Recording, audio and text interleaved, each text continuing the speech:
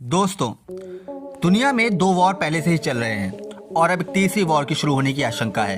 ये war south America के दो देश वेनेजुएला और गुआना के बीच हो सकती है। दरअसल वेनेजुएला गुआना के 2/3 एरिया को अपना बता रहा है। टेंशन इतनी हाई है कि गुआना के राष्ट्रपति ने यह तक कह दिया है कि अगर वेनेजुएला ने गुआना पर हमला किया तो ये गुआना के लिए एक्जिस्टेंशियल थ्रेट हो सकता है। दरअसल वेनेजुएला गुआना से कई अधिक पावरफुल है। हालांकि यूके ने गुआना के साथ खड़े होते हुए उसके पास अपना एक वॉरशिप भेज दिया है।